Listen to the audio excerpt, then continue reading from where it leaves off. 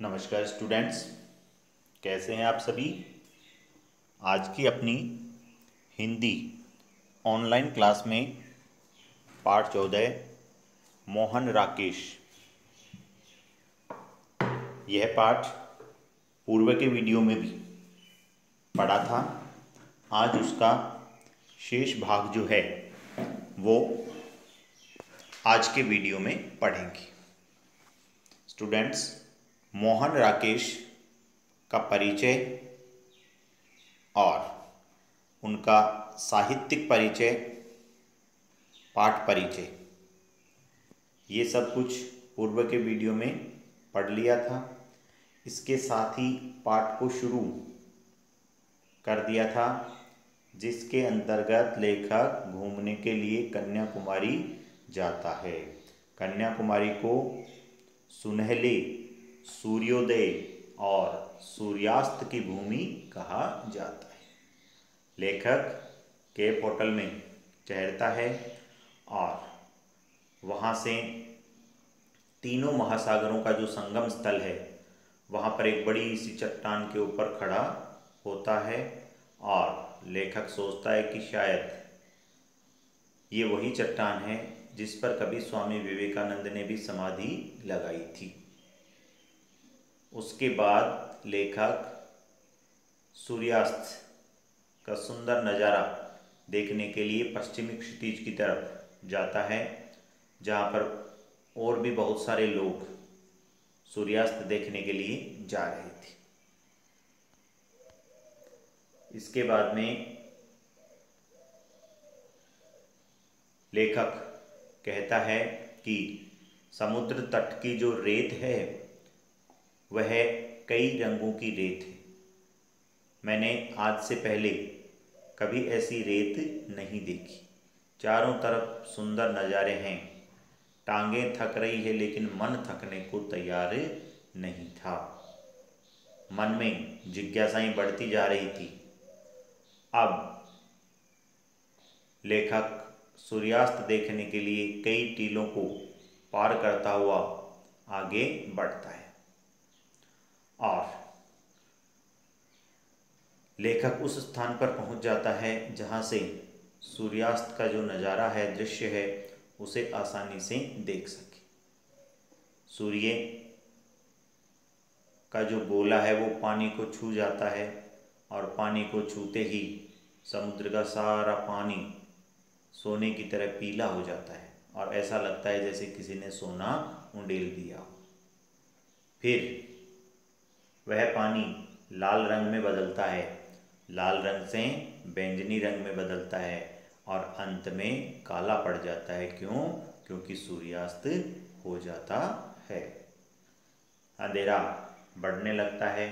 लेखक को चिंता सताती है कि उसे होटल भी पहुंचना है, तो वह समुद्र तट वाला रास्ता लेता है और वहाँ से अपने होटल की तरफ निकलता है।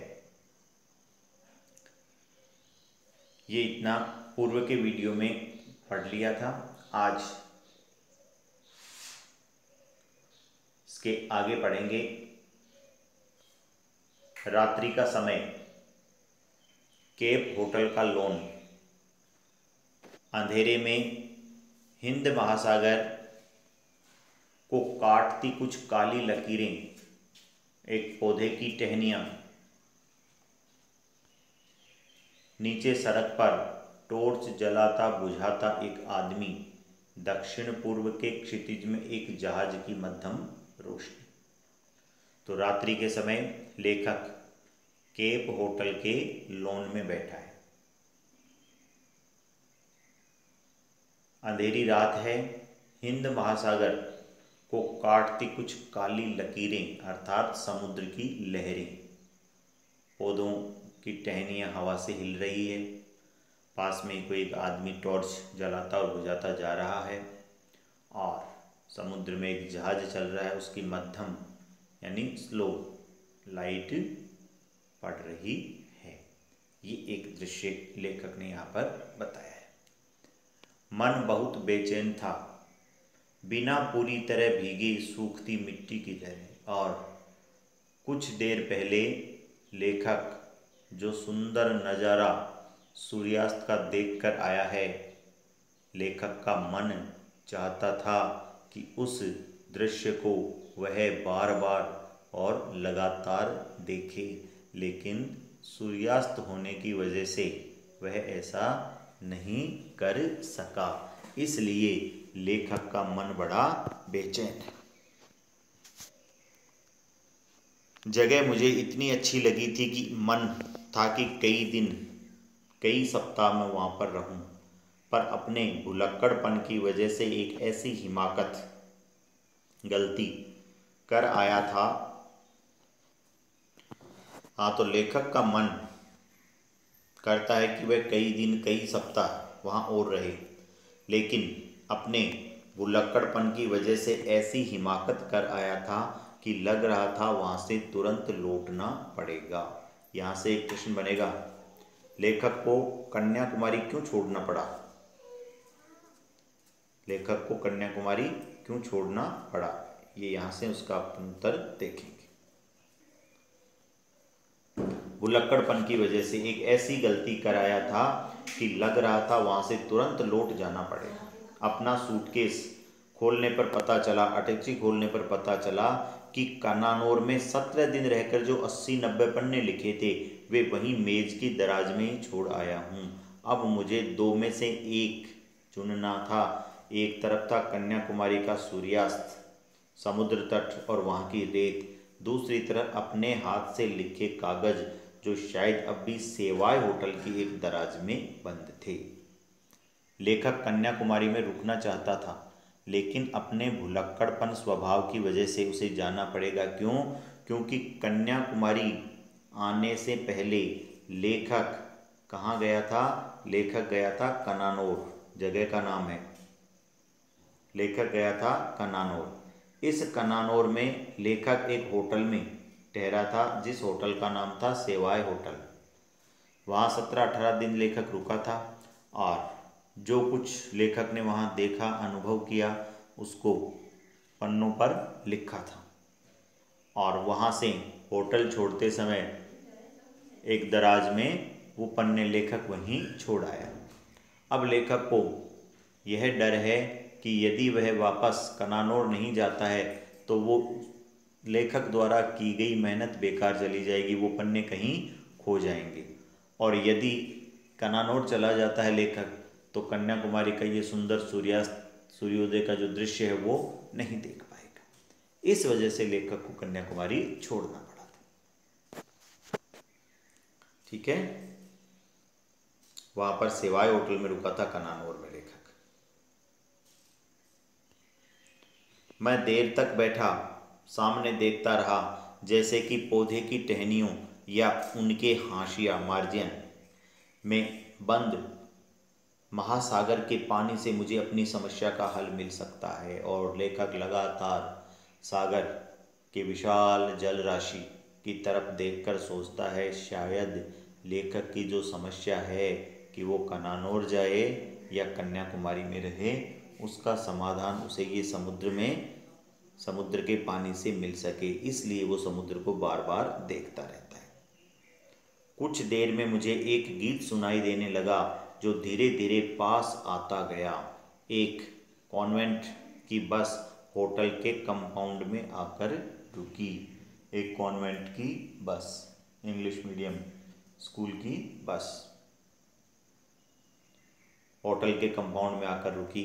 बस में बैठी लड़कियां अंग्रेजी में गीत गा रही थी, जिसमें समुद्र के सितारे को संबोधित किया जा रहा था। यहाँ से छोटा प्रश्न बनेगा, कॉन्वेंट बस में बैठी हुई लड़कियां क्या गीत गा रही थी? वह समुद्र के सितारे को संबोधित करते हुए कोई गीत गा रही थी।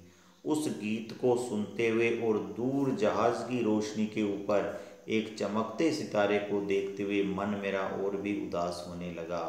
गहरी सांझ यानी संध्या के सुरमई रंग, नीले रंग में रंगी वह आवाज़ मन की गहराइयों के किसी कोमल रोए को हल्के हल्के सहला रही थी।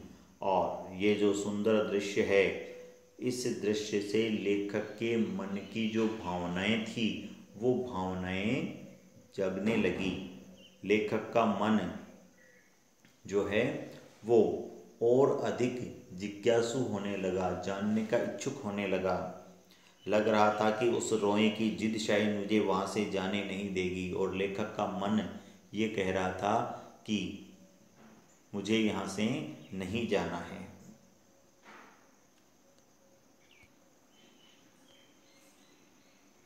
लेकिन उससे भी जिद्दी एक और रोया था दिमाग के किसी कोने में अटका, जो सुबह वहाँ से जाने वाली बसों का टाइम टेबल मुझे बता रहा था। तो लेखक कहता है कि मेरा एक मन, ये रोया जो है ना, ये मन, एक मन तो कह रहा था कि मैं कन्याकुमारी छोड़कर नहीं जाऊंगा, लेकिन मेरा दूसरा मन ये भी कह रहा था कि मुझे कनानौर जाना है, और सुबह की बसों का जो टाइम टेबल है कि 7 बजे बस, 7:15, 7:30, 7:45, 8 बजे, तो बसों का टाइम टेबल मन में घूम रहा था। गीत के स्वरों में, लड़कियां जो गीत गा रही थी, गीत के स्वरों की प्रतिक्रिया के साथ टाइम टेबल के हिंद से जुड़ते जा रहे थे। टाइम टेबल के हिंद से यानी अंक, 8 बजे, 8:15 बजे, 8:30 बजे, 9 बजे, 9:30 बजे बस। पहली बस 7:15, दूसरी 8:35, तीसरी इतने बजे, चौथी इतने बजे। थोड़ी देर में बस तो चली गई, गीत के स्वर भी विलीन हो गए, और मन में केवल हिंदसों की चरखी चल रही थी। बसों का टाइम टेबल चल रहा था, 8:15, 8, 8:30, 9। अब आइए सब दूसरे दिन की घटना है।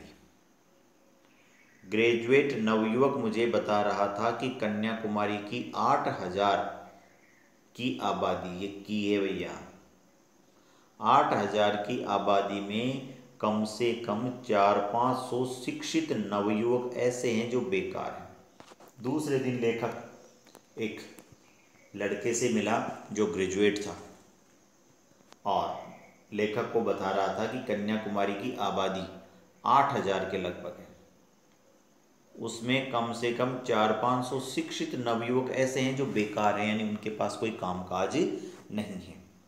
उनमें से 100 के लगभग तो ग्रेजुएट हैं। उनका मुख्य धंधा है नौकरियों के लिए एप्लीकेशन देना और बैठकर आपस में बहस करना। वह खुद वहाँ फ़ोटो एल्बम बेचता था वो लड़का। दूसरे नवयुवक भी उसी तरह के छोटे मोटे काम करते थे। हम लोग सीपियों का गुदा खाते थे, सीपी समुद्र में होती है, उसका गुदा उसके अंदर होता है, वो खाते हैं, और दार्शनिक सिद्धांतों पर बहस करते हैं। फिलोसफर जो थिंकिंग होती है उसके ऊपर बहस करते हैं। यहाँ से एक प्रश्न बनेगा, ग्रेजुएट नवयुवक ने लेखक को कन्याकुमारी के विषय में क्या बताया? ये बताया साहब, इतना, ये बातें बताई।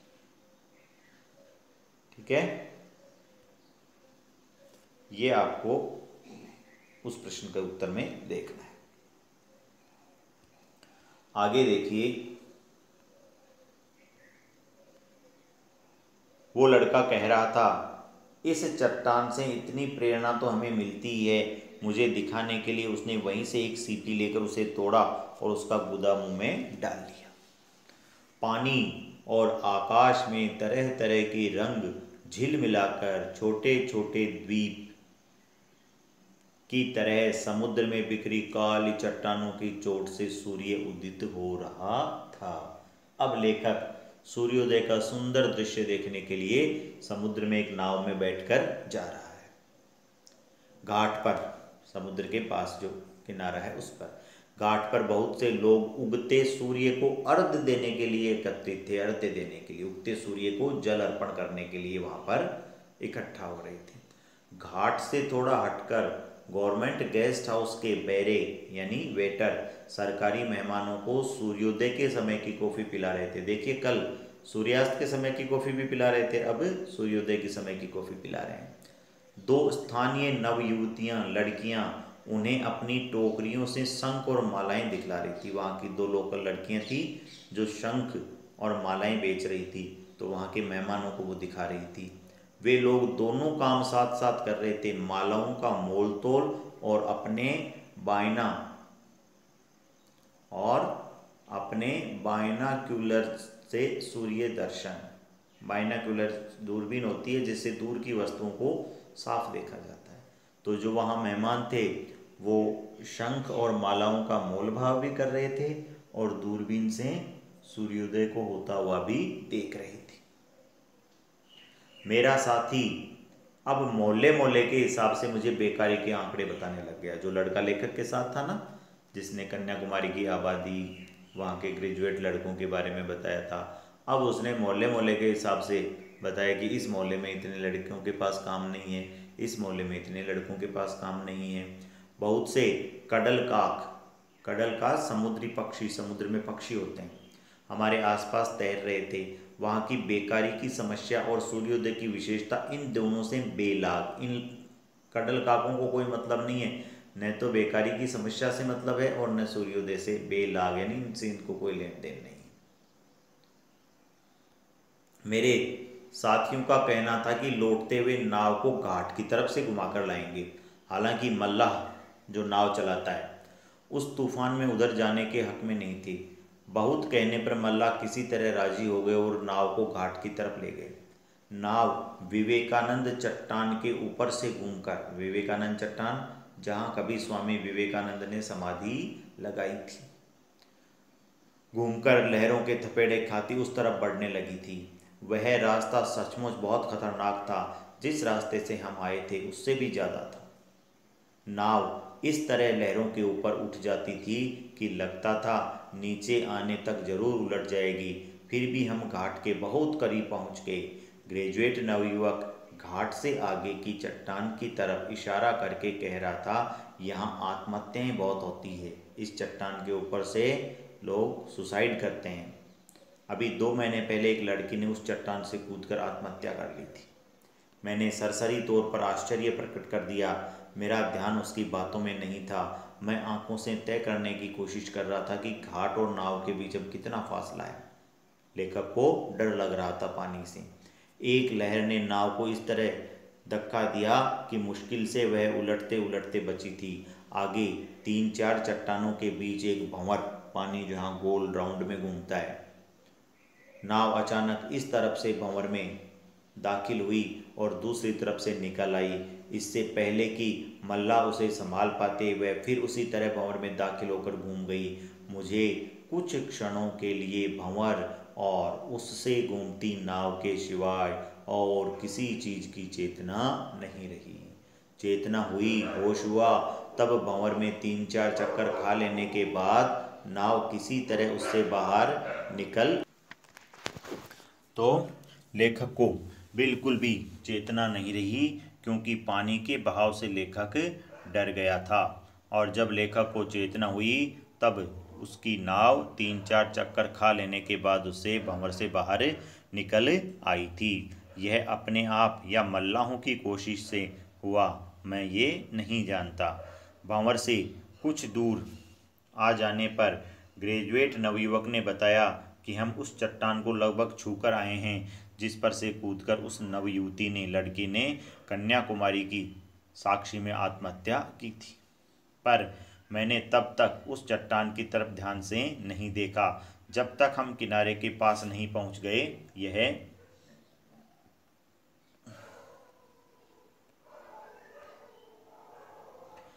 यह भी वहां पहुंचकर जाना कि घाट की तरफ से आने का इरादा छोड़कर मल्लाह उसी रास्ते से नाव को वापस लाए हैं जिस रास्ते से पहले लेकर गए थे। कन्याकुमारी के मंदिर में पूजा की घंटियां बज रही थी। प्रातःकाल का समय है, मंदिर में पूजा हो रही है। भक्तों की एक मंडली अंदर जाने से पहले मंदिर की दीवार के पास रुककर उसे प्रणाम कर रही थी। सरकारी मेहमान गेस्ट हाउस की तरफ लौट रहे थे। हमारी नाव और किनारे के बीच हल्की धूप में कई एक नावों के पाल कहते हैं, पर्दा लगा हुआ होता है नाव पर, और कडल काक, समुद्री पक्षी के पंख एक जैसे चमक रहे थे।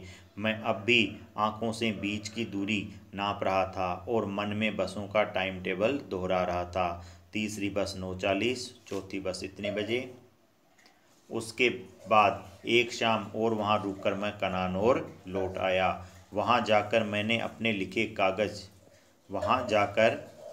अपने लिखे कागज़ मिल तो गए, पर तब तक चौकीदार ने उन्हें मोड़कर उनकी रफ कॉपी बना ली थी।